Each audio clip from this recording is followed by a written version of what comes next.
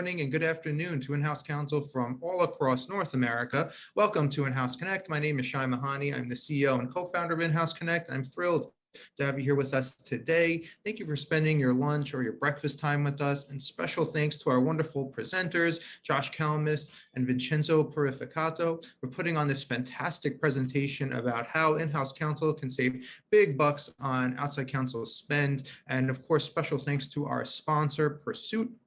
For those of you who are here for the first time, let me give you a quick bit of background on In-House Connect.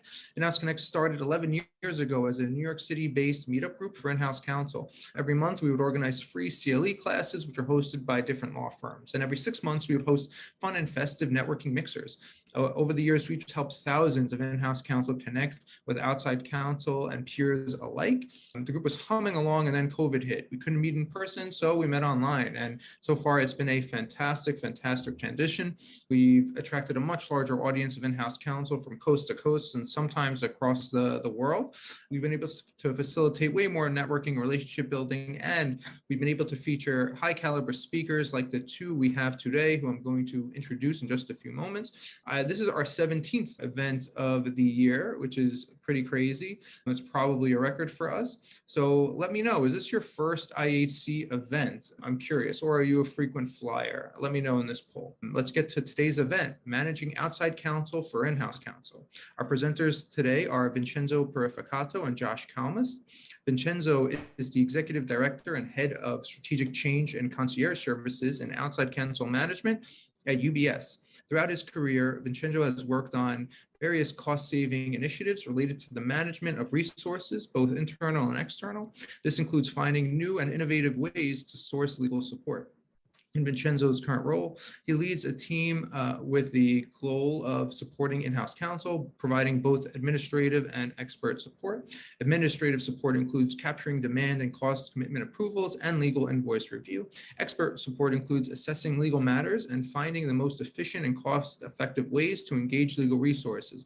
For example, running RFPs, negotiating AFAs, assessing and sourcing potential, and unbundling legal work to shift certain tasks from law firms to alternative legal service providers. Our second presenter is Josh Kalmus. Josh is a founding team member and VP of Business Development at PERSUIT. Josh practiced as a commercial lawyer in Melbourne, Australia, before joining the founding team at PERSUIT. Josh relocated to New York City in 2018 to establish PERSUIT's New York office and grow PERSUIT's presence in North America. Josh has become a pillar in the widespread success of PERSUIT, as well in the education of in-house teams across the world in innovating their outside counsel engagement process. We are very fortunate to have two experts in saving, outside counsel spend and saving big money on outside counsel spend. So without further ado, I'm going to turn things over to Josh and Vincenzo to get things started. Fantastic. Well, thanks, Shai. And thank you, Vincenzo, for joining me today. We're super excited to be here. Having a quick look at the initial poll, Shai, it looks like we've got about 38% of the attendees today joining for the first time. So that's super exciting as well.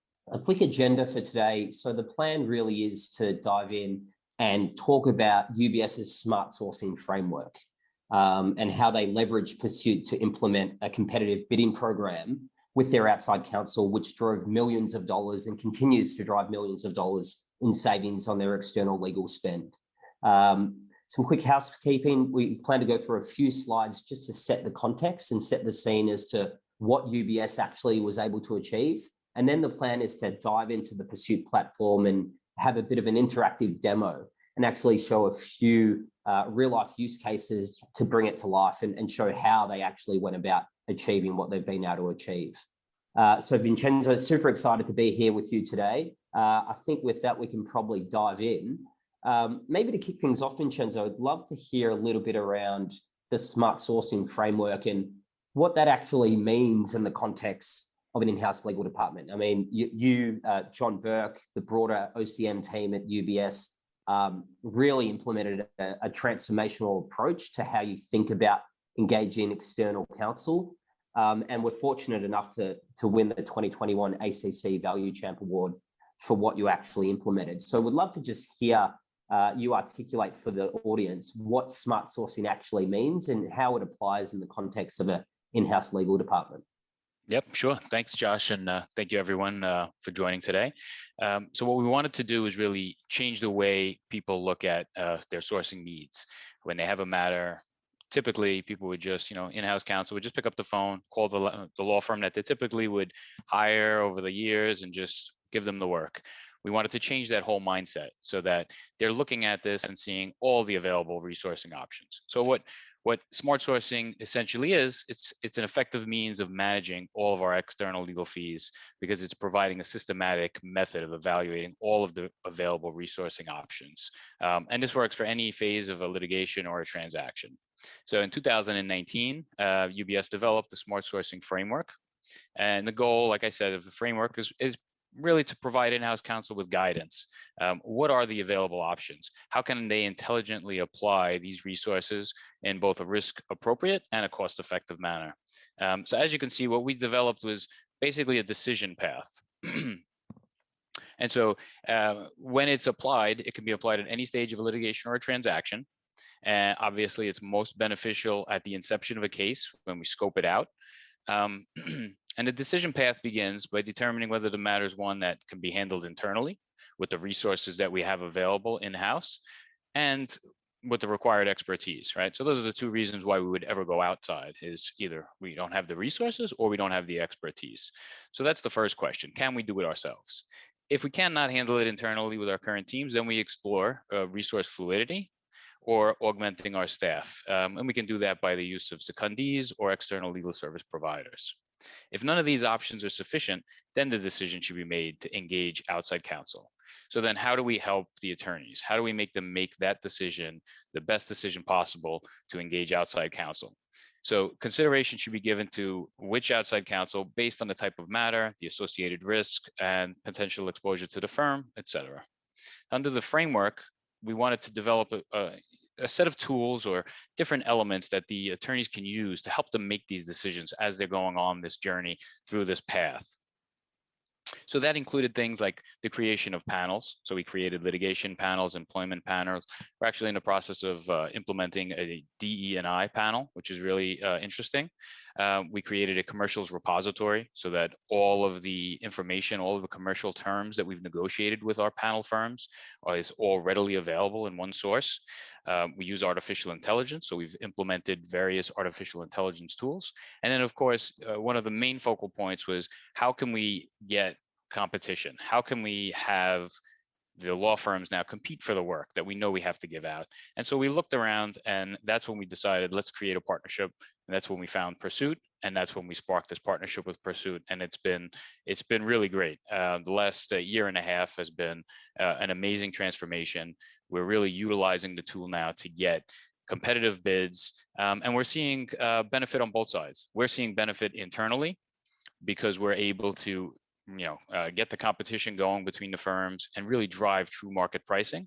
But then on the flip side, we see that the outside counsel firms, they're giving us positive feedback as well, because what they're gaining is transparency and insight into our cases that maybe in the past they would have never even had the opportunity to see those cases and have the opportunity to bid on that. So we like to see this as a win-win. And like I said, it's just been giving us fantastic feedback, both internal and external.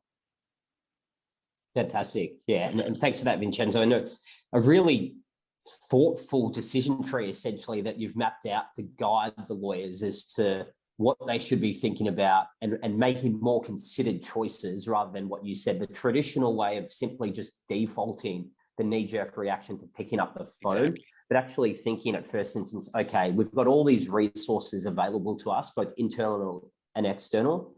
Let's think about what's most applicable to this particular set of circumstances and then guide ourselves through this decision tree. And as you mentioned, the outside counsel piece is really the puzzle piece where PERSUIT fits in.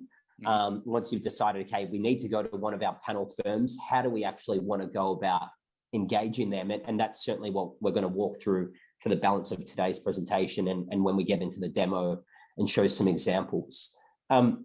Just to provide a bit more color for those that are perhaps getting introduced to PERSUIT for the first time as to what PERSUIT actually is, as Vincenzo alluded to, an outside counsel engagement platform that makes it really easy for in-house legal teams to go out to their preferred firms and bid out their matters on a matter-by-matter basis and drive cost savings just by bringing some competition to the process.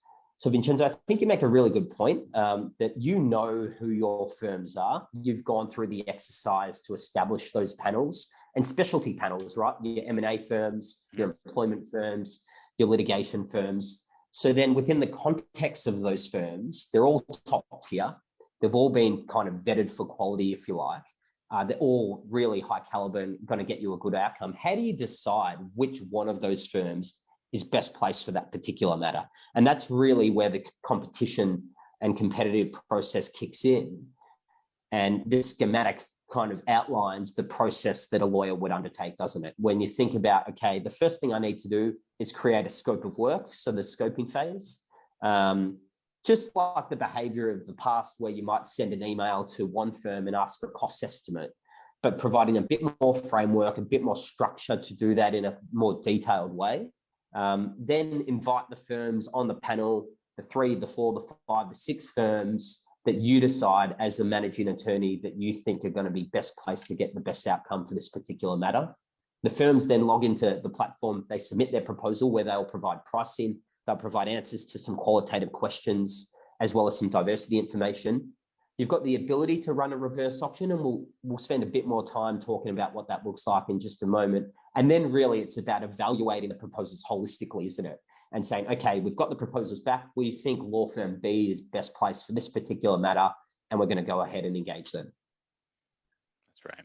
Yeah, and what we see too is it's giving the opportunities of firms to be creative, right? So it's not just giving us hourly rates. They're also being creative in terms of scoping out different types of alternative fixed fee arrangements. So that's how they can compete for the work. That level of creativity is helping them stand out amongst their peer firms when everything else seems to be on an equal footing. That level of creativity and what else can they add into the mix, that's giving them a step up in terms of trying to win that work.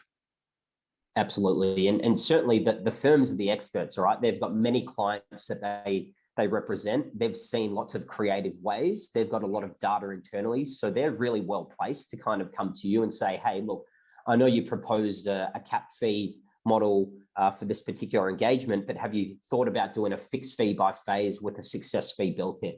Right. So really being able to have that collaborative approach based on the expertise of the firms to propose something that might actually be more beneficial for that particular matter. And we'll show a few of those examples when we get into the demo.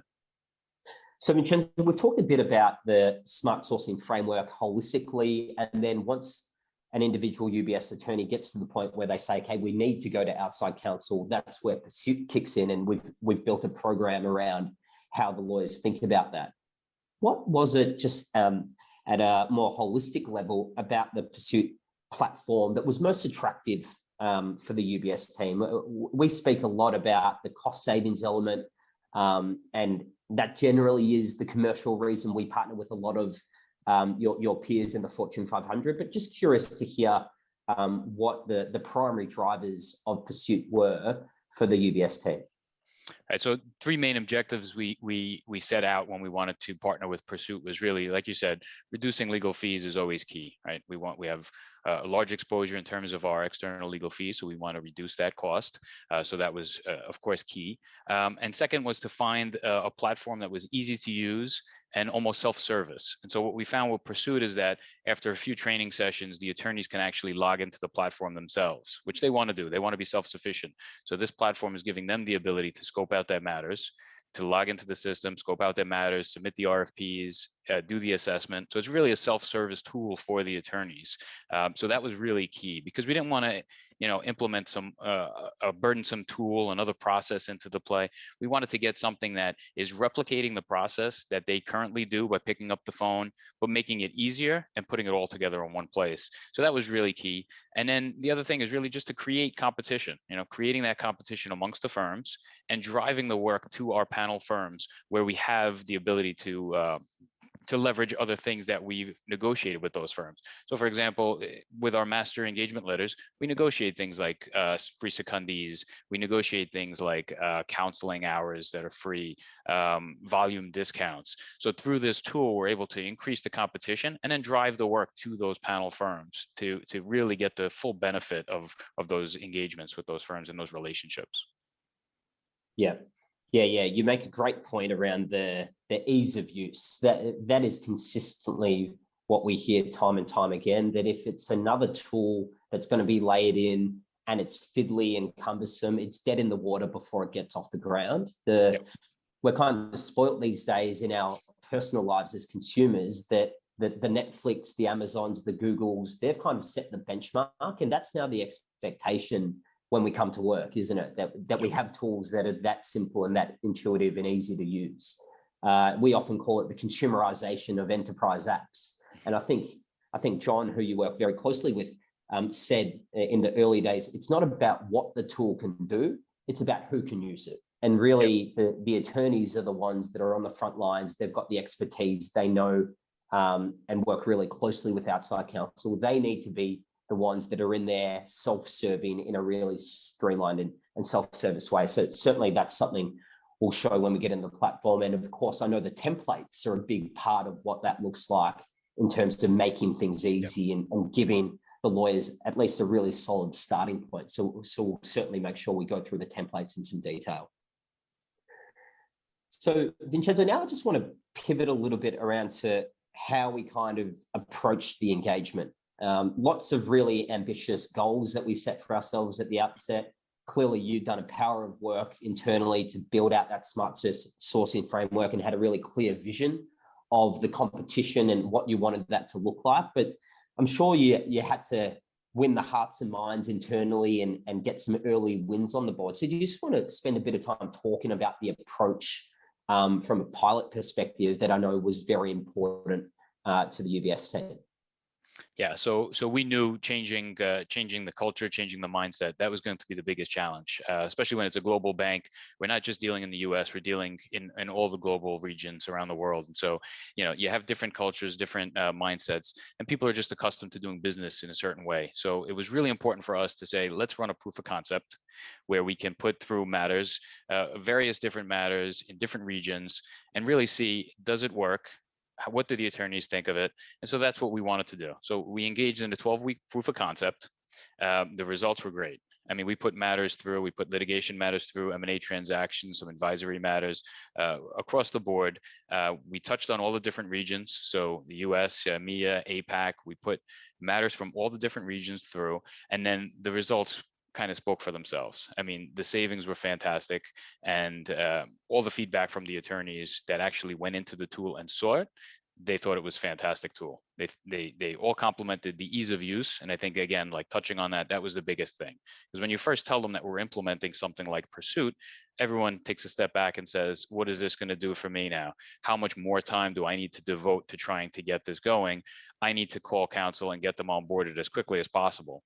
And so once they actually went through the proof of concept, we showed them the results. They saw that we were turning these engagements around in just a couple of days. And that's turning them around from actually scoping out the matter, sending out the RFPs, and then actually going to contract, all within a couple of days. So that the turnaround time was incredible. And then really what we wanted to do then through the proof of concept was get champions. Some people, senior level, where they were really, embracing this whole idea, and that they can then help us make the argument, help us to spread the news around. And so I think that was really key. Once we had those champions that were going around and sharing the news to all of the GCs globally, then it made my life a lot easier to sell this. And then anyone that was a little bit hesitant, that's fine. There's always going to be some people that are a little hesitant in use. What we say to them is you really need to just test it out. You just need to see the platform. And it might not be perfect for every single matter, but take a look at the platform. And when we do that and they actually can see the templates and see the slides and see the way the platform works in a demo environment, that's really when you can win them over. So then what we did, as you can see on the board, in April 2021, we signed a 3-year agreement with PERSUIT, which we were very excited about. It took us there a lot of work to get us there, and then we did it, and it was really great. And then in May 2021, we went live and the savings have just been tremendous. We've put a lot of matters through the platform. The savings have been great. I don't know if you want me to touch upon the savings at this point, if we want to save that for later. It's up to you, Josh. And no, absolutely, go ahead. If you've got those numbers handy, feel free to share them now. I know next we've got a bit of an example as to one of the reverse auctions, but maybe before we get into that, absolutely feel free to share some of those savings. Okay, great. So as you said, we kicked off in May. So from May of 2021 through the end of the year, we sourced about $21.1 million worth of work, and that was about 30 plus matters. Again, ranging from litigations, M&A transactions, employment, the whole gamut of different types of matters. And we generated $8.6 million worth of savings, which is a 41% savings return, which was incredible. And the way we compare that is really, and the way we calculate the savings is looking at the average of the bids that are coming in, and everything is set at a baseline because we know what this work should cost us based on our historical data. So we know what the benchmark is. We compare the benchmark to the average bids and then the winning bid, and we take the difference, and that's how we're calculating our savings. So it's been really incredible. In 2022, the trend is continuing. It's still a 41% save. So from January through March, we've sourced about 4.5 million. It's about 18 plus matters, and we've generated $1.9 million worth of savings. So it's really at the forefront of what we're trying to do in terms of savings. And as people internally see the potential of PERSUIT, we're starting to get more and more people put matters through, embrace it. And what's really cool too is we're starting to see different usage of it. So it's not limited to just outside counsel. We're starting to see that we can seek and scope out for a secondee if we need. We could put that through the tool and have the firms compete for the secondee work. Expert witness work, we've put that through. Consultants, we've had them go through the tool as well. And I think one of the real positives is nobody's shying away from the competition. We asked the firms to compete. They're all willing to do it. They love the idea. And so, like I said, it's a win-win because we're really driving the competition, driving that benchmark price. And the firms are getting that insight and saying, okay, we want to compete for the work. This is how we're going to do it. So it's really been a great success. Yeah. And what I absolutely love, just coming back to the pilot approach, was the really pragmatic lens that the entire team brought to the pilot. And you essentially positioned it saying, look, just test it out. We're going to have all these preconceived notions, but we won't actually know until we run an individual matter for ourselves. Then we'll have a body of data that we can make a really informed analysis and form an opinion on. And just that lens, and then leaning into the process to test it out. We focus a lot on the cost savings so far, but what we always heard and what we continue to hear is once a lawyer's actually put one matter through and they see the other tertiary benefits above and beyond just cost, getting an AFA when they traditionally would have got hourly rates, or being able to ask some qualitative questions like, hey, firm, what's your strategy for success? How would you approach this particular matter? Getting those really valuable insights from the firms. Often the reaction is, wow, I thought this was a pure cost exercise. Look at all the other valuable insights I've unlocked by having a bit more structure and framework to the process. So just that lens of just test it out and then form an opinion, I thought that was just a really great approach that the entire UBS team embodied and that attitude as we kicked off the pilot. One key thing, Vincenzo, I wanted to just dive into and spend a bit more time on is the reverse auction or the real-time bidding functionality. So I might just spend a couple of moments setting the scene as to what that actually is, because whilst this is very common outside the legal department across the rest of the enterprise, traditionally it hasn't really been leveraged within legal. So just to explain that the concept of the real-time bidding, if you think of a traditional RFP process and inviting, in this example, 3 firms to submit an initial proposal, essentially what you're saying is on the following day for a 30-minute period, so we might give you 4 days to submit your initial proposal for this M&A transaction matter, but then on the following day for a 30-minute window or a 60-minute window, we're going to bring some price transparency and show you where you rank from a price point of view and give you the opportunity as a law firm to revise your price to improve your competitiveness. And that mechanism has been a really effective way to unlock the true market price. And that's a term I know you use very often internally, it's just bringing some visibility to the law firms so they can say, okay, here's where my peer firms are for this particular matter at this time of year, and have given them the chance to revise their price to improve their competitiveness. And I know our founder and CEO, he was a former big law partner at DLA Piper. Jim ran their construction litigation practice out of Dubai. And he used to always say he hated losing work to his corporate clients based on price. And all they would say is, Jim, you priced yourself out of it. And he would have no opportunity to know, was he 5,000 higher or was he 500,000 higher? And that was the end of the process. So that was the genesis, essentially, for him building out PERSUIT. And really, it's just about bringing that price transparency and being able to tap into the capacity of your law firms on a per matter basis. And Vincenzo, I know this is something that's been really popular internally. Do you mind just spending a couple of moments talking about the adoption of the e-auctions across the teams, and maybe just shedding a bit of color on this particular M&A matter, which I think was part of the pilot, if I recall correctly? Yeah, so the M&A transactions have really worked out well going through the platform. So typically, what we did was we set some thresholds. So we require all of our attorneys to source out and to bid any work that's going to be an engagement over $50,000, and then we ask them to put the matter through the additional e-auction process if it's going to be a larger matter over 250,000. That doesn't mean that if it's going to be less, they can't use the e-auction, but we're requiring them over 250, let's put it through the e-auction because we're getting that additional competition going. And so as you can see, something like this M&A transaction here, we put it through, and this was probably 3 of our top tier firms that were bidding for the work. Something to note is that all the firms that we've actually reached out to, they were familiar with PERSUIT. So it wasn't something that was just like, what is this? What are you trying to introduce to us? They've heard of it before. Most of them have already submitted something through the platform. So that helped the transition as well. And so on an M&A transaction, you can imagine a lot of the information is very sensitive. And so there was a lot of skepticism. Can we actually put an M&A transaction through the platform? And so we said yes, because you don't need to give that level of detail where you're trying to divulge all of this CID information and so on. We just need to give some basics. We need to list out exactly what is the work that's going to be performed, which we do using these templates that we built out. And I think one of the M&A transaction template is actually really good. And it's been used over and over again at UBS. And so once they have all that information, you're giving the firms everything they need to submit their initial proposal.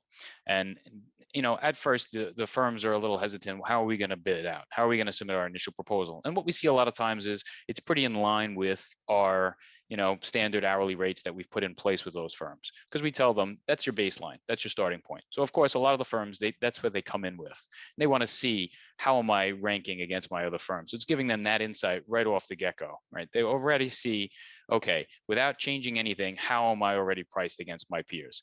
And then they can already see, wow, okay, I need to come down in price. I'm ranked as third, I'm ranked as second amongst my 2 other peers.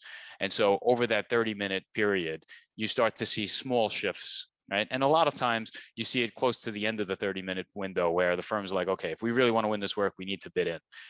And we saw that shift. And so something like this one, I think we had 24 price revisions in 73 minutes. It was just wild to see how the firms were really competing for the work. And then what we do after the fact, once the firm either wins the work or they lose the work, they'll reach out and they want to understand, did we do something wrong? Was it price alone? Why did we not win the work? And we can have that informed discussion. And what this information is doing for us as well, with all our panel firms, we'll have annual relationship meetings. And in the past, we didn't have that information to really have that informed discussion as to why they're not winning the work. Now we can actually point to something tangible. We can say, we asked you to bid on 10 M&A transaction matters. And on all 10, you were consistently the highest firm amongst all your peers. That's an issue. Then it's price alone. The flip side is maybe they weren't the highest price, but maybe some of the other questions, like you said, some of that other information, they weren't showing that they were the right firm. Maybe it wasn't the right expertise. Maybe they hadn't done a lot of this work in the past and they weren't familiar with it. But going through this process gives us all of that information to be able to have that discussion with the firms, and then the firms can reset so that in the future they know either it's a price issue or they need to come down and come up with something more creative, or they need to just give us a different team. Maybe they weren't putting in their A team. Maybe they need to say, okay, for this matter, in order to win it, we need to give you the A team. And so that's what we've seen. We've seen that kind of a transition. And I am happy to say that it's not always the same firm that's winning. So we are seeing that change. We've run a couple M&A transactions. I think it's been various firms that have actually won the work. So that's really nice to see, because in the past, it would have typically gone to one or two and always the same firms. Now it's different firms are understanding why they're not winning, and they're changing something internally, and they're ready to compete again for the work. Yeah, no, absolutely. So certainly a couple of comments off there. The opportunities that the firms are now getting, I know that's really important to the team, isn't it? That Yes. Essentially in the past, they may have, one of the lawyers may have just picked up the phone and single sourced the M&A firm that they've always used. Now the other M&A firms are getting more opportunities to at least see what's on the docket, put their best foot forward, increase their footprint for the UBS M&A portfolio, which is really important. And absolutely, you're spot on around the data-driven conversations that you're now able to have with your panel firms. And we hear that a lot across all our clients, to be able to say, look, in the past, I probably attended those QBRs and annual performance reviews, and they weren't really needle-moving conversations. Now I can come in, I've got all the data in front of me, and I can have really targeted conversations. And the goal is to strengthen the relationship, absolutely. And the firms want the feedback, and the most mature clients like you are giving them that feedback and closing the feedback loop. And that's certainly what a mature program looks like. So all really great points there. Vincenzo, next, I did want to touch a little bit on some of the approaches and tools that you leverage to get the program off the ground. You spent a bit of time talking about that threshold, essentially saying any matter that's over $50,000 should go through the platform and get at least 3 proposals. Any matter with an anticipated spend of over $250,000 should go through the platform and use the reverse auction functionality. So that's often a really key pillar of any communications plan, to make it really clear to the lawyers, okay, here's when I need to use the platform. But as we've touched on a couple of times, this is a fundamental change and shift to how lawyers internally are going about engaging external law firms. And many of the internal lawyers would have been at UBS for many years, perhaps come from law firms themselves or other corporate legal departments. So certainly a big shift. What were some of the other approaches from a change management perspective that you and the OCN team really focused on to ensure that the program post-pilot got off the ground? So a lot of things we wanted to ensure was that for people, as we said, we wanted it to be self-service. So we wanted to give people that information up front. So we developed FAQs, we developed guidance videos. So all of that type of information is now available to the attorney. So if they don't want to reach out, they don't want the support, they just want to be able to do it on their own, they have all of the tools necessary to understand how to log into the system, how to work the system, examples of how they can do it. They have all of that information at hand. The other thing that was key that you actually mentioned earlier was the templates. Those are key. So we started through the proof of concept, building out some of those different templates. And what they do is really, they set the stage. So for example, on a typical arbitration case, we now have various templates that are broken out by phase, by task, and they're very easy to use, where you can just plug in the information, send it to the firms, and now our firms are becoming familiar with that. So they're able to turn these around so quickly because they have those templates. So when the attorneys first saw this, their question was, now I have to spend time trying to put all my information, all my knowledge that I would typically just, relay over the phone into a platform. Using this template, all that information is easily put in there. They're saved, and then they just need to be updated for the next case. But the turnaround time is really quick on that. So those were very key. The other thing is we wanted to provide them the support. So not only providing them the PERSUIT support, where we're saying you have a new matter, reach out, we can help you scope out your matter, how to use the system. So we have that, and PERSUIT's been great on that. So they're always willing to jump on the line and support our teams, whether it's for a large team or even just on an individual matter with just one attorney. The other thing that we did as part of our smart sourcing framework, we developed a concierge service. So this year we rolled out concierge services. So now when an attorney has a matter, we're providing them the administrative support, and we're also providing them expert support, because not all the attorneys have the time to go through the administrative burden of actually opening up a matter in our matter management system, going through PERSUIT, putting in the information. So we have a concierge service where we're supporting them on that administrative stuff. So as soon as they have a matter, they reach out, we help them put all the information into the platform. And then the second part of it is, as part of this concierge service, is really giving them the additional information. Sometimes they don't know which firms that we should put through. We tell them 3 to 5 firms. How do they know which firms? So we have tools in place like the commercials repository, where we can say, these are our approved firms. All of our approved firms are now in PERSUIT. So you can use any one of those firms. But how do we know how to narrow that down to the 3 to 5 firms? We can look at, what do we have engaged with the firms? What do our contracts say? What are the prices that we already have in place? That sets the benchmark, right? So we can already weed it down by looking at, what are the peer firms at tier 1, tier 2, tier 3? That gives us all that information. So that was key to do that for them. And then the other thing is really giving them information like alternative fee arrangements. Some attorneys aren't too familiar with that. And some of them want to understand, what is the difference? What can we do? Which are the more suitable ones? And so together with PERSUIT, we're able to give them examples on a litigation case. This might be the best option. We might want to break it down into phases. We might want to implement these various types of fixed fees, capped fees, et cetera. And so we're just trying to give the attorneys all of that information as possible, so that they're not just on their own trying to make these decisions. Yes, it's self-service, but they want to be able to just reach out and get that little bit of extra information. And so whether we have it, listed on our intranet sites, or if they have the information, they know they can reach out to myself and my concierge team, they can reach out to PERSUIT for support. They pretty much have 24-hour support any way they need it. So that's really been key for them. And like I said, the other thing was really, how do we manage when and why they should be using this? We have a process where every time they're spending money from the bank, right, you need to engage outside counsel. They need to raise a request. They need to raise a demand approval request. So we already know they're going to raise a need for outside counsel. They have to go through a process, which they come through us, through my team, and we can already say, okay, this is suitable for PERSUIT. This is not suitable for PERSUIT. And I think it's important too to note that sometimes there are exceptions. Not everything is going to go through PERSUIT. There might be a repeat case where it doesn't need to go through the tool, but they'll come to us. They need that information to understand when and why they should be using that. Yeah, I think that's a really important qualifying point, that not every matter is going to be suitable for whatever reason, and it's not so black and white and rigid. There's flexibility, there's exceptions, and it's just really about having the process in place to say, okay, this is what makes most sense for the business in this particular matter.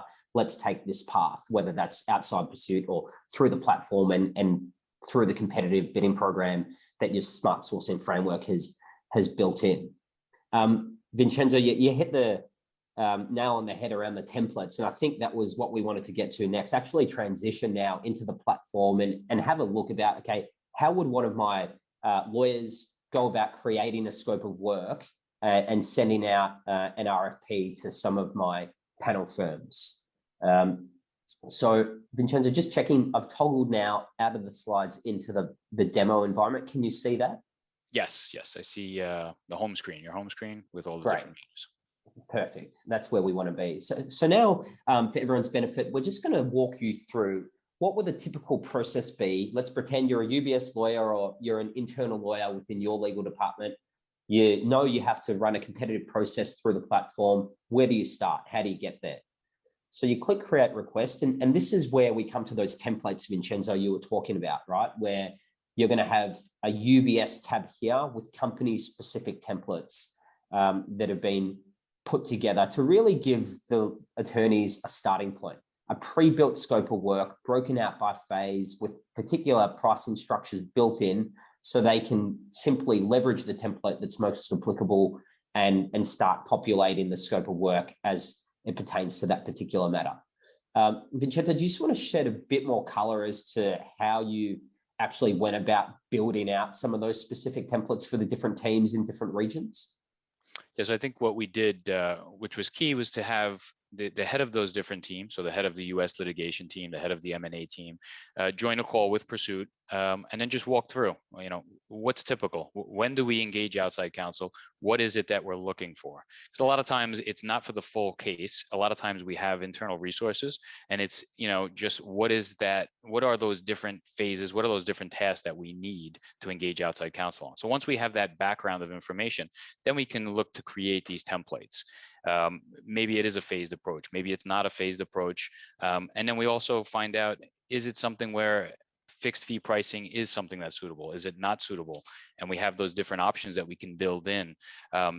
What other questions are important? If it's a litigation case or an arbitration case, you might want to be more interested in who are the arbitration panel? Have we dealt with them before? There's various types of information. Is it something where it's almost like a run-of-the-mill case? If that's the case, then what are the deciding factors? Maybe D&I comes in. We want to pick a firm that's diverse. We want to create thresholds where we're using these D&I firms, and these are the perfect cases for that. So getting all that information from the teams themselves firsthand, letting them be the ones to dictate to us how the template should be, that was key. We didn't want to create something in a bubble and then just go back to them and say, here, take this, we created for you. We're telling them, you guys create it. Tell us exactly how you want this to be, and we're going to put it together for you so that going forward, it's your template, not ours. Exactly right. And bringing them on the journey to kind of be really involved in getting that template structured in the way that they're familiar with, that they like to engage, is really important. PERSUIT's got some best practice templates that give you a starting point that we say, this is typically what we see work really effectively. But to your point, the M&A team might really like to engage on a cap fee basis. So that way, when we come down to the pricing section, their template will already be built with cap fees and asking, okay, for a total cap fee for the life of the matter, and then a cap fee by phase. So really structuring the template in a way that's pre-built for them. So that way, really, all that's required to do is come in and provide some high-level matter background. So you just type in like you would in an email, here's the nature of the matter, here's what we're looking for help on, in a couple of sentences, already have the pricing structure built out, and they can choose, do they want a fixed fee, a cap fee, a budget estimate? And then, as you said, Vincenzo, being able to ask some of the targeted questions, the template will give you a starting point. You can delete them if they're not applicable. You can add, of course, any additional questions on a per matter basis based on what you're looking to uncover. So the whole point here, give the teams, the respective teams, a starting point, a pre-built scope of work in a structure that they're familiar with, and then start to populate the matter-specific elements, which, as you mentioned earlier, allows them to run this process in a really streamlined way, because they've got it pre-built. They can come in with a few clicks, they can populate the additional matter-specific information. They can get down to the request settings and say, is this over 250? Am I running an auction? Yes or no? If yes, when do I want to set that up? And then lastly, who are the firms I'm inviting? Who are the 3 or 4 or 5 panel firms that I want to invite to submit a proposal? And then click send. So super streamlined. The templates are all about giving a starting point. I think the approach the UBS team talk of getting the heads of practice areas involved and their teams involved in putting together a template for their specific team is the best approach, because that way something's not created in a bubble and then they're just expected to use something that's completely foreign to them. So Vincenzo, we've seen how do we go about creating the scope of work. This was the M&A example we just looked at. Now I quickly want to jump in and say, okay, great, we've created the scope of work, we've sent it out to our panel firms, we've asked for proposals. What does it look like when the proposals come back? So if I just jump in there and jump into an example, perhaps I'll stick with an M&A example, given we just went through an M&A template. So here's what it looks like when the proposals come back. We click back onto the matter, we click on the proposals tab, and this is where we get a breakdown of each firm that was invited and their proposals, which will include price at the total price level. And then if we scroll down and start to have a look, you also get pricing at the phase level. Now, I know that's really important, isn't it, Vincenzo? Because it's one thing to have the price at the top line level, but then being able to get visibility at the phase level and actually compare at the phase and activity level, that's really important for the team as well. Yeah, and what we do too as part of our process is obviously we have a robust forecasting process for each matter and a budgeting process. And so by doing this, we're able to tick and tie the forecast for the matter back to something like this. So if the firm is saying, $1 million for this case, we're able to have the firm break it down by the phase, so then we can track against it as well, and we can see if we're actually benefiting or we're not benefiting, right? If we don't have that phased approach and we just have a high level number, we don't know for future what did something actually cost us. By breaking it down by phase, now the next time we do another M&A transaction, we know what the benchmark should cost. What have we paid for this in the past, this particular phase, this particular task? And I think that data is very important. So as we go forward, we can always improve more and more and have the firms compete against that new benchmark. Yeah, absolutely. And that ties back to the data piece you touched on earlier, not only around the relationship management and being able to have more targeted conversations, but from a benchmarking perspective now, actually getting should cost indicators as to what things should cost in certain regions for certain matter types at the phase and activity level, and giving you that benchmarking information. I've just jumped into another example, Vincenzo, here, a litigation example. So we saw the M&A. We've now got a commercial litigation matter we're looking at where same thing, went out to 3 firms.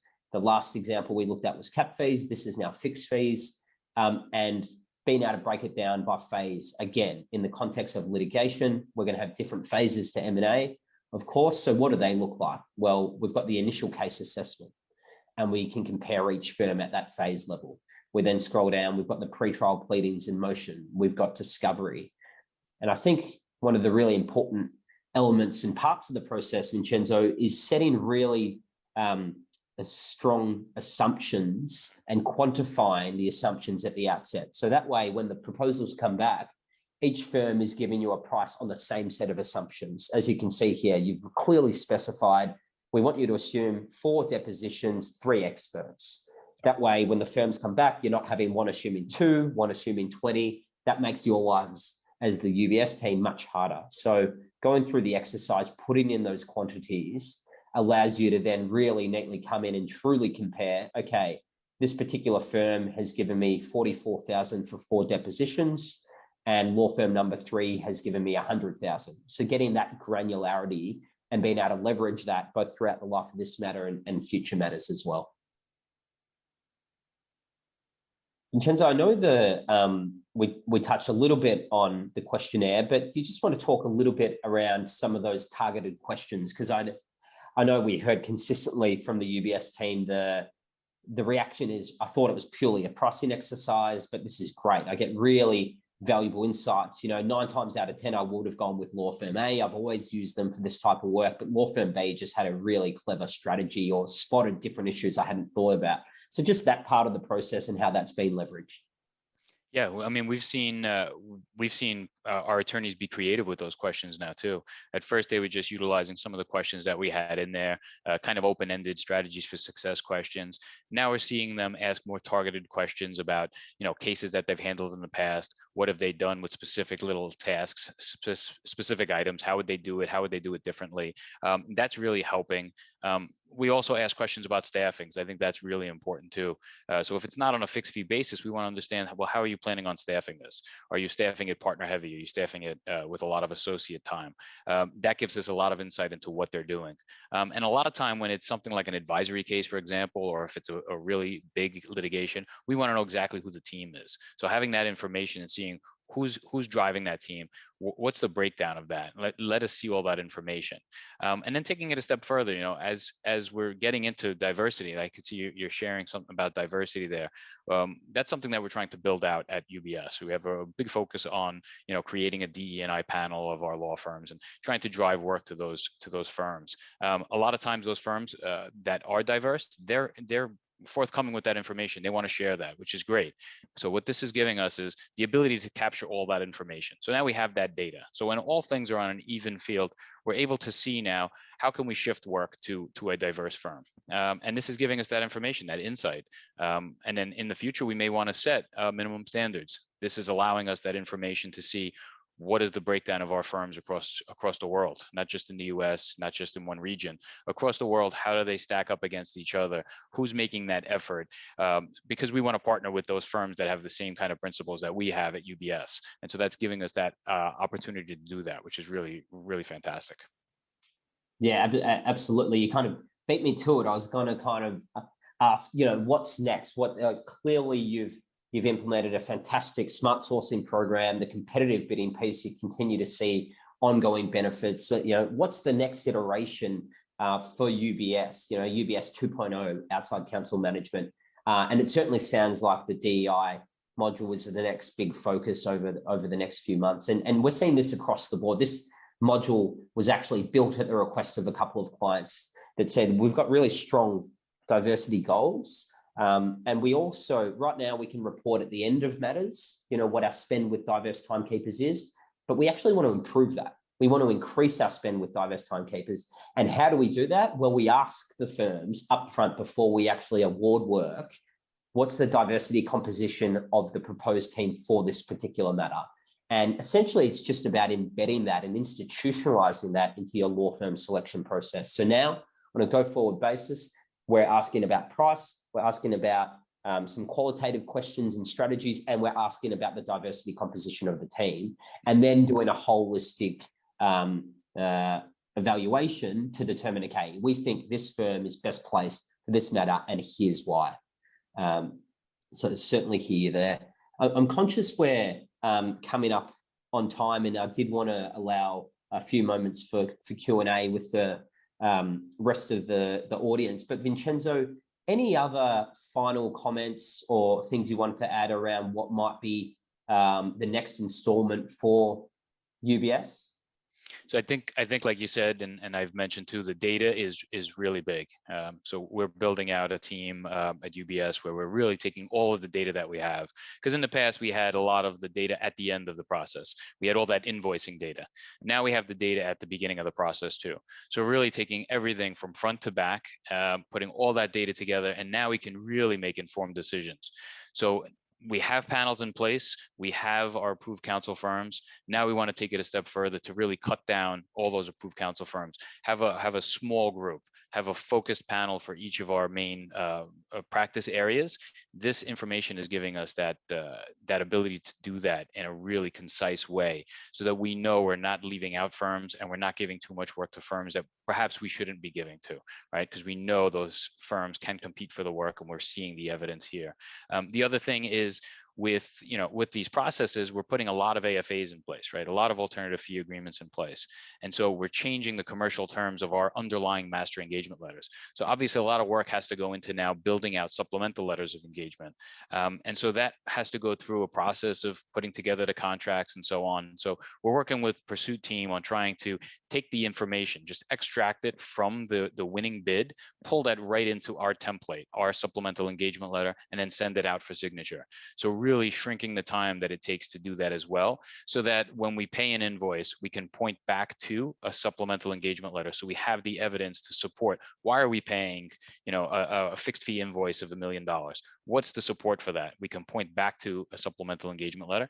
And that also gives us the historical knowledge when we go forward and we say, okay, what did we pay for this in the past? We can point to these agreements. We can point to this information.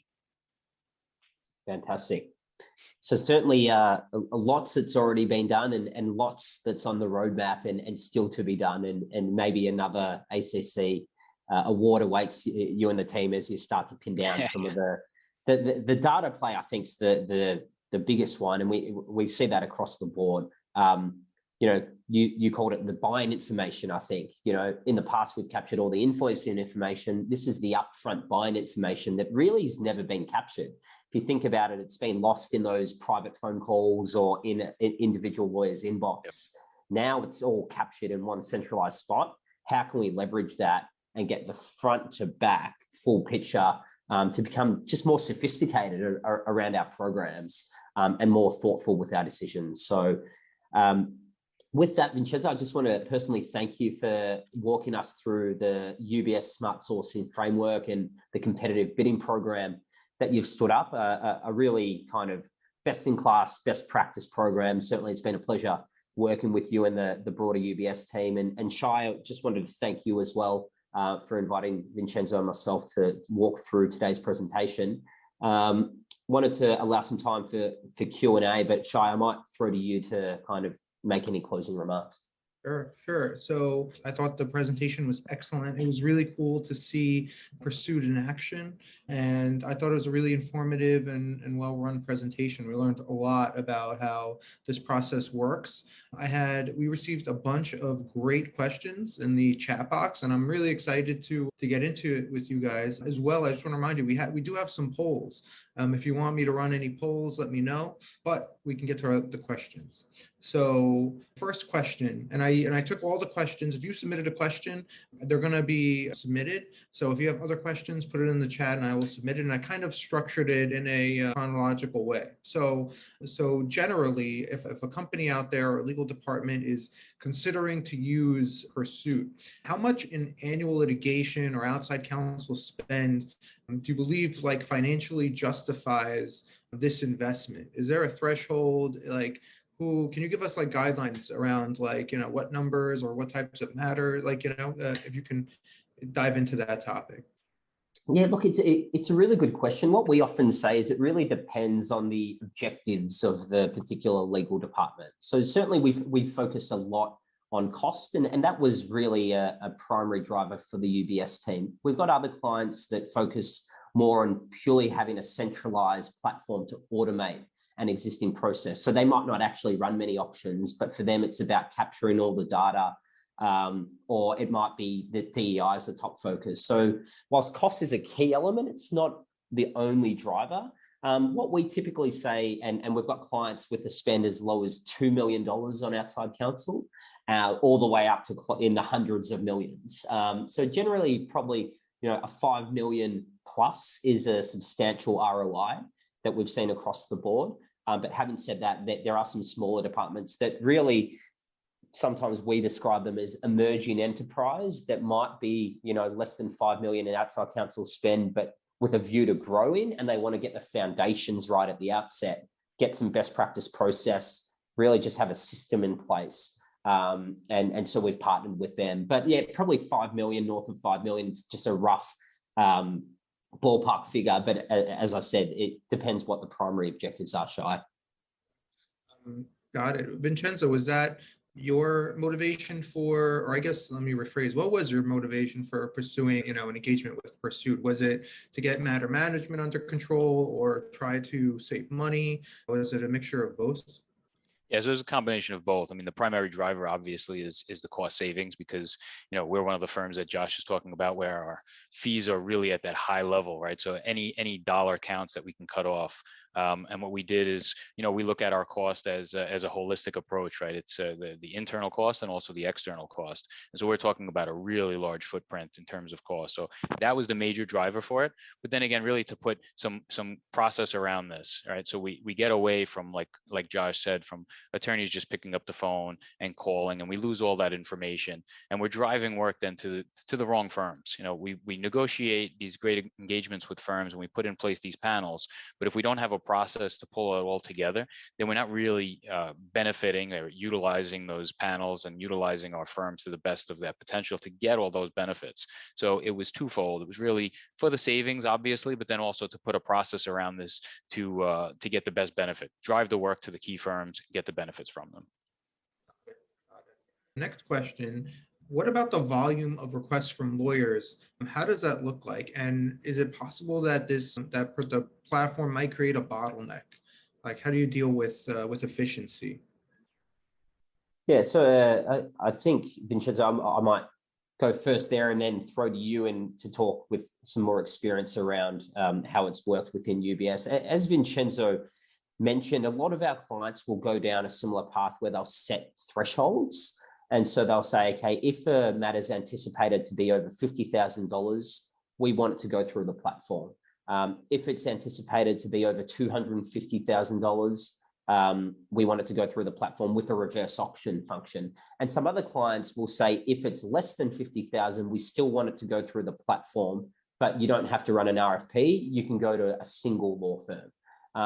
So really driving all their engagements through. But the whole premise is that it's designed to be self-service. So moving away from a centralized person or team that has to run all of them, because you're absolutely right, Shai.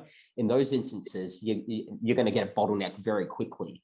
But when it's self-service and it's the lawyer that's in there running the matters and engaging outside counsel, well, really, you're just replicating what traditionally would have been a phone call or an email and is now in PERSUIT. So certainly the best practice process to avoid any bottleneck situation is to have the Vincenzos of the world, the outside counsel management or legal ops, almost operating as the program managers with the support of PERSUIT, and then the individual lawyers in there creating their scopes of work, creating their RFPs and sending them to the external law firms. And really, it's, as Vincenzo said, once they've done it once or twice with some assistance, they're pretty self-sufficient because the platform is designed to be fairly intuitive for them. So that's what we see across the board. Vincenzo, I'm not sure if you've got any other color you wanted to add there.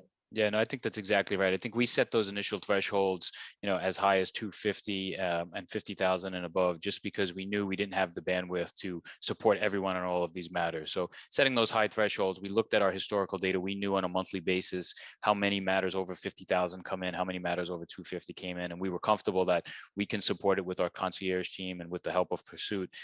As people become more self-sufficient and they're running their own matters, we're looking to reduce our thresholds. So we've only been operating for about a year or so, actually less than a year, and we're already focusing now on how can we shift that $50,000 threshold lower, because we see a lot of people that have matters below 50,000 that want to put it through the platform, and they're starting to do that. So by lowering that threshold, we know they'll be self-sufficient. They can go through the platform and do it on their own, and they don't need that hand holding anymore. And like I said, it's taken us less than a year to get to that point. So it's really good. Got it. Kind of building off of that question, do you ever feel like you are comparing apples and oranges with different bids? And if so, how much iteration do you introduce into the process? So another fantastic question. And I think we briefly touched on this, but perhaps in an ideal world would have loved a bit more time to delve a bit deeper. But probably the most important part of the process is in the scoping phase to set some really strong assumptions, because that way you're going to avoid an instance where you have apples to oranges proposals. So if you can get really good at saying, okay, here's the assumptions we want you to make: 10 witness interviews, 15 depositions, 500,000 documents to review, 10 trial days. They're the primary key cost drivers.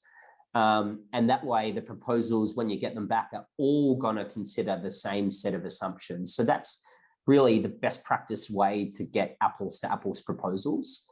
What sometimes happens is you might get a law firm that proposes something else or spots an issue that perhaps you hadn't at the outset when creating the scope. What you can do in a really effective part of the platform is to issue a clarification to say, hey, we've now actually updated the scope of work. We didn't think about this, but now we want everyone to go and revise their proposals to add in these assumptions. So a bit of an iterative process, but in a really streamlined way to make sure you've got truly apples to apples proposals, because that's the goal, right? We don't want to be comparing apples to oranges. That's going to create more work for everyone. So with the templates, with some experience on the PERSUIT side and experience on the law firm side, you've got 3 really great avenues to get really good at creating tight scopes of work. And to Vincenzo's point, once you've had a year of usage, you're sophisticated. It's kind of, you're up and running. You know how to create and develop the skills to be able to scope work in a really tight way. And so I think that's a really important part of the process to avoid those instances of apples to oranges. And then one comment we sometimes get is, well, does that mean I need to accurately predict the exact quantities of activities at the start of the matter? That's impossible. And the answer is no, you don't have to. But what you do is you make some best guess assumptions, which is leveraging previous data, which is leveraging law firm expertise, which is leveraging templates. And we might say, okay, we anticipate 10 depositions. What happens if there ends up being 20? Well, at least we know what the price per deposition is at the outset. We can adjust the price up by 10 times the cost of the deposition. So that's not to say it's a hard and fast, we've agreed $1 million, that's all we're paying. we've agreed $1 million and we've predicted as best we can, but we have a material deviation mechanism to be able to adjust the price up or down if things change. But we've got an apples to apples comparison at the outset. That's you've kind of teased to the next question, but before we get there, Vincenzo, is that your experience? Like once you get a little bit of time under your belt, you're comfortable, everybody knows what they're doing, and you set those benchmarks, and that leads to success. Yeah, 100%. And as the users continue to use the platform once and twice and 3 times, the templates become more robust. We know what questions to ask, how to ask them. We know which assumptions we should be making. So if it's an arbitration, we know the list of assumptions that are typically going to apply. And then in the end, like Josh said, there's always a material deviation clause. And then all the way at the end of the process, we have to contract. We have to document this. So we can put language into the contract, into the supplemental engagement letter, to make reference to the fact that from time to time there might be something that's going to be out of scope or something that we don't know going in. And the firms understand that, and we understand that. So it's never going to be where we're capturing everything 100%. There always has to be that little bit of wiggle room, but we can make up for that in terms of the material deviation clause and in the contracts. So let's talk about changes. There was a couple of questions, or there was one question and one like +1 to the question around, what if the scope of work changes?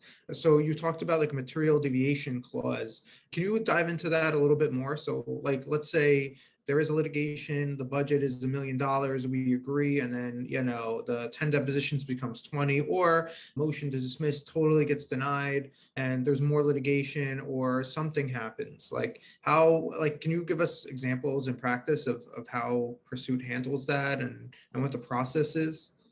Yeah, so certainly the whole process and approach is that a basis for a change in price, which we're going to agree up front, is not really going to be dictated by time spent. What's going to dictate a change in price is going to be a change in scope. So we will put our best guess efforts based on all the data, all our experience, to come up with a really strong scope of work and try and anticipate what we think is going to occur for the particular matter. We'll get price according to that scope of work. Now, if that scope of work changes, i.e. we assume 10 depositions and 5 experts, but instead we had 20 depositions and 10 experts, well, clearly that's a fundamental change to the key activities that we scoped out at the outset. Therefore, absolutely, we should be increasing the price and we should be paying the firms more because they perform more work. But if we assume 10 depositions and 5 experts, and there were 10 depositions and 5 experts, then there hasn't been a fundamental change to the scope.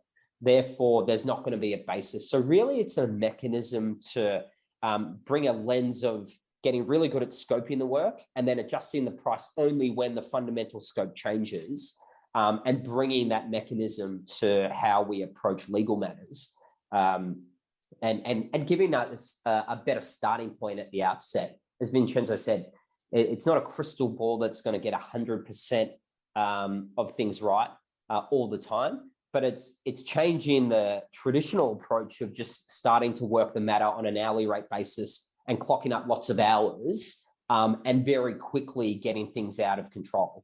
Let's set some guardrails based on what we think is going to occur and use those guardrails to guide us throughout the life of the matter.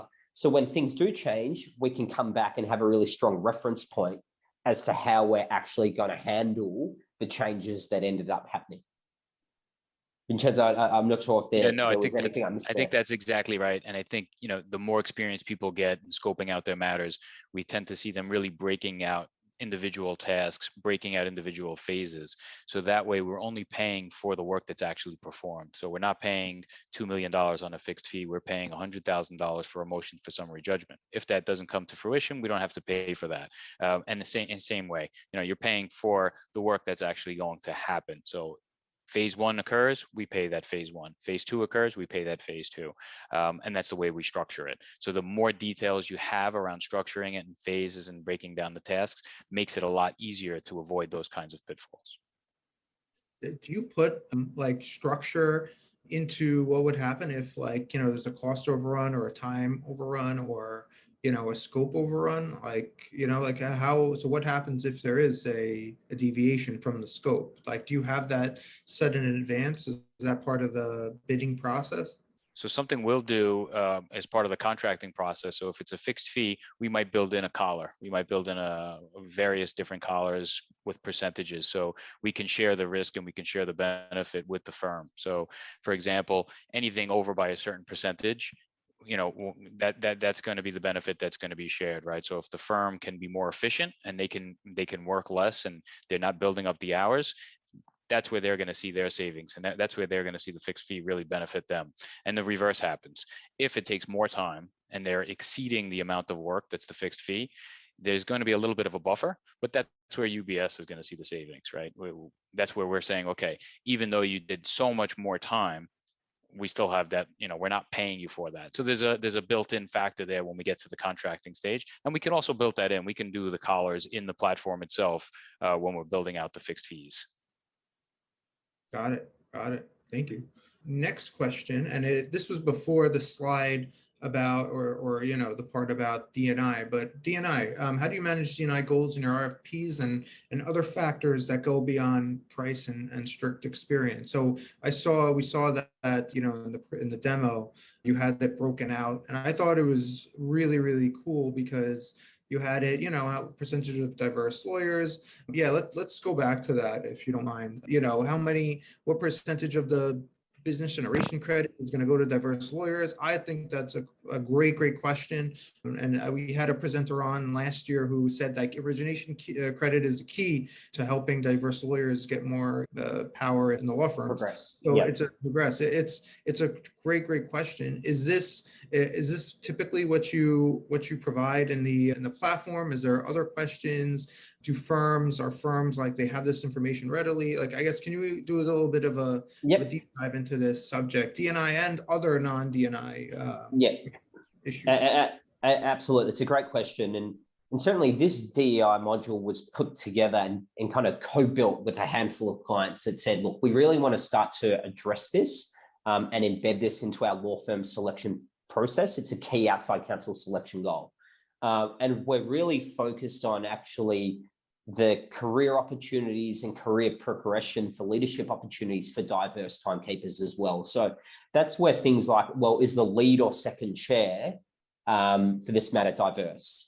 Shai, as you talked about, is the business origination credit or origination credits, is that going to diverse lawyers? So taking it kind of to the next level and really drilling down and saying, okay, what are the leadership opportunities for diverse timekeepers? So these 4 hard-coded questions were pre-built into our diversity module. So simply the client just needs to turn this on, and they don't have to redraft the questions each time. It's just click of the button, they'll spit them out. Some clients have more company-specific questions they want to ask. So in those instances, they will add their own diversity-specific questions or additional diversity questions that they create in the questionnaire. So the questionnaire gives them the flexibility to ask any additional questions. But the benefit of the diversity module is you get quantified answers, and then they can report on the metrics that they're capturing, which can help with things like Mansfield certification and other certifications as well. So this is what the diversity module looks like and is a key pillar in the overall holistic evaluation and being able to really easily compare side by side. Okay, law firm B has 100% of the origination credits going to diverse timekeepers, whereas this firm's got 52. That's just something for us to consider before we actually select a firm for this matter. And then, Shai, to the second part of your question around the questionnaire. So this is completely editable. So this is an example of I think a litigation matter where they ask for strategies for success, experience with the judge. On a matter-by-matter basis, the client can come in and add any additional questions. So anything from diversity to regional expertise, whatever you want to ask, you can just simply draft the question and add it to that particular matter, essentially just adding onto the template that you're working off. That's really impressive. I guess, Vincenzo, have you like leveraged the data in this platform and like shared it with higher up, shared it with, GC of the legal department? Has it, been used generally? I mean, it's really fantastic. I'm very intrigued by this myself. In Would love to terms hear of your experience. Yeah, in terms of the DE&I information, we're still, Yeah. capturing all that information. So it's definitely a plan. Like I said, we have, big guidelines and a big initiative where we're trying to really build out the DE&I program. And so this data is going to be key. We're in the process of building out our DE&I panels. And so as part of that, we want to utilize some of this information as well. And one of the things that, you see is the little flags where you can find out if the firm is a NAMWOL firm, it's a Mansfield rule. You see all those little flags, they pop out at an attorney that maybe it's not as, not every attorney knows that information. So having those little pop-ups is really key for them to understand what it is. And so now having this information and having the guidelines that we're setting in place is really going to give them everything they need to make that informed decision. And like I said, when all things are on an even field, right, and where it's the same cost and everything else is the same, this might be a deciding factor that an attorney wants to consider. Or it might be where we're setting minimum standards. We need to go with these firms. We're trying to increase the amount of usage of these types of firms. So I think over the next year, we're going to see a lot of that change at UBS, and we're really going to utilize this information. Currently, we go with a lot of the questions that are pre-populated. I know as we develop the DE&I panel and we move more into this, we're going to probably, like Josh said, build in some of our own questions so that we can have more of that quantitative information. Yeah.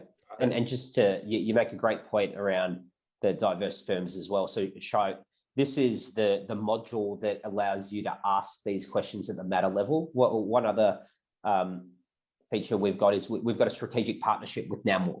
So essentially, if I come into a request, what that means is that in the firm contacts, we've got the NAMWOL directory front and center. So in the instances that our clients want to consider NAMWOL certified firms, so the National Association of Minority and Women-Owned Law Firms, making it really visible front and center, so it's easy for the managing attorney to come in, find out who a NAMWOL certified firm is within their jurisdiction for this practice area, easily select them and invite them to participate in the RFP. So that's a partnership we've been pretty excited about, and a number of our clients have leveraged.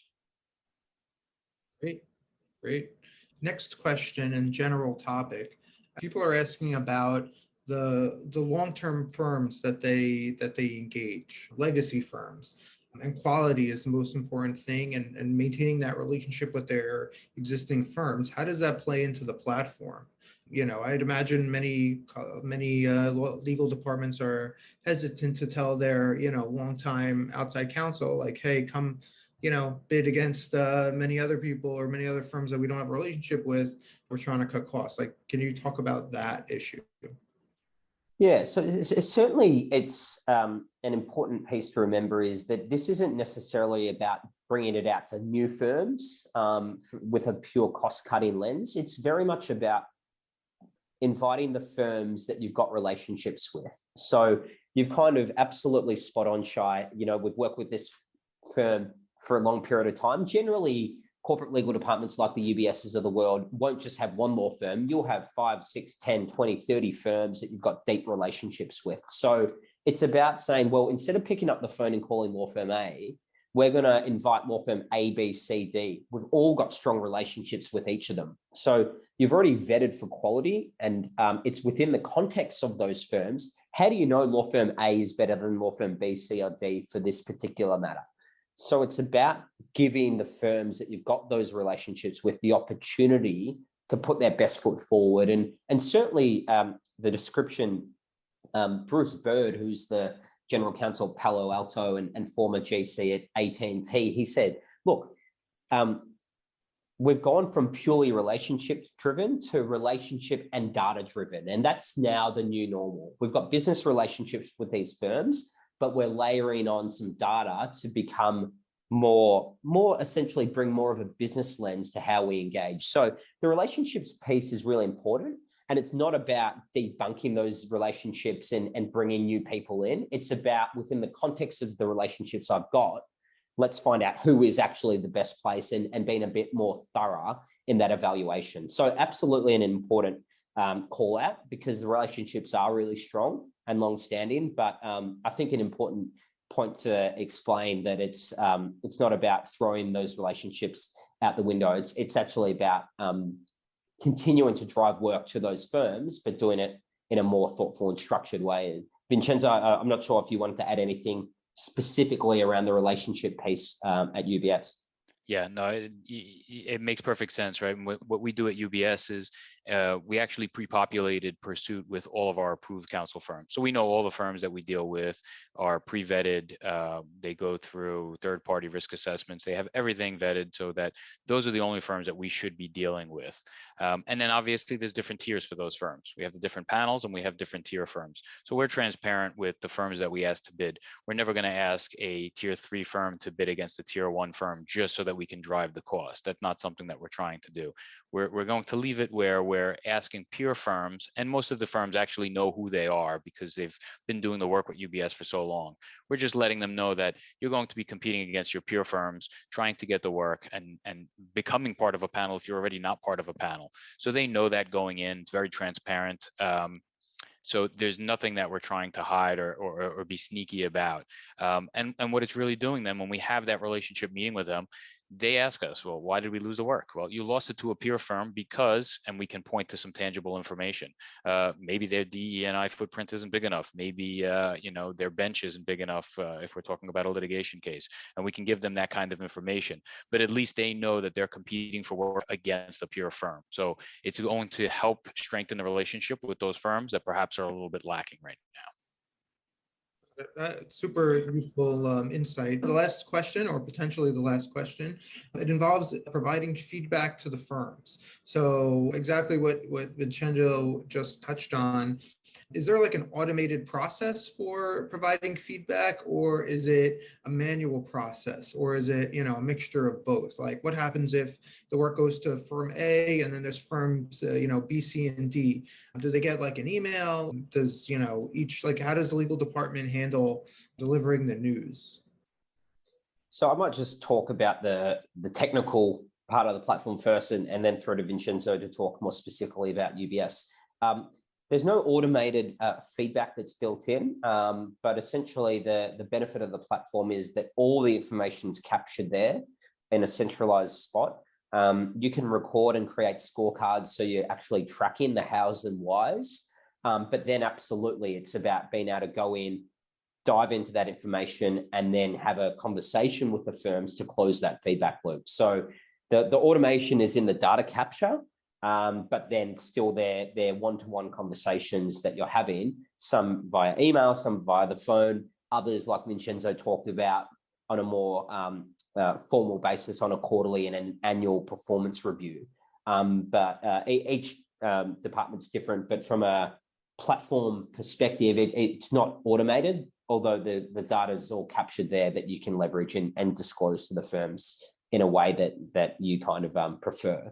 Vincenzo, do you want to talk a little bit about how you and the team approach the feedback at UBS? So we like to utilize the tool just to basically select the firm, notify the firm that they've won the bid, notify the other firms that perhaps they did not win the bid, but we don't give them any of that information. We leave that up to the attorneys. Sometimes the attorneys have that close relationship with the firms. They want to pick up the phone then and call the firm and explain what happened. Sometimes the attorneys don't want to do that. They want someone from outside counsel management to have that conversation. But again, we go back to the data. We're able to have that informed discussion and let them know exactly where they fell short. And maybe they didn't fall short. Maybe it was so close and we just decided to go one firm over the other so that they know for the future, what is it that I need to do to win this business? But again, it's like you said, it's all about the relationship. So if an attorney has a close relationship, some people, they don't want to affect that relationship at all. So they want to have that conversation on their own. They might even call the firm and say, listen, this is a new process that we do across the board. It's not just with you guys. We're not singling anybody out. But at least now we can have this informed conversation, tell you exactly why you didn't win the work. And they can have that. And like I said, I think that's helping to strengthen these relationships. And for the firms that don't like the information and they might say, forget it. We don't want to compete for this work anymore. That's fine. Then we know that that's not a partnership or a relationship that we want to have.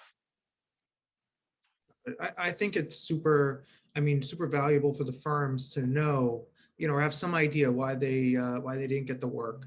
I know it's definitely like, if you don't have a platform like PERSUIT, it's completely, there's no indication at all. Like there's nothing to even point to. So I think that's super, super valuable. So thank you. Thank you again, Josh and Vincenzo. I see we don't have any more questions. We had plenty of great questions. So thank you everybody who submitted. And thank you again, Josh and Vincenzo, and for this fantastic presentation. You brought PERSUIT to light for us, to life, not to life, but to life. So thank you for that. And yeah, I learned a ton, and I'm sure many others did as well.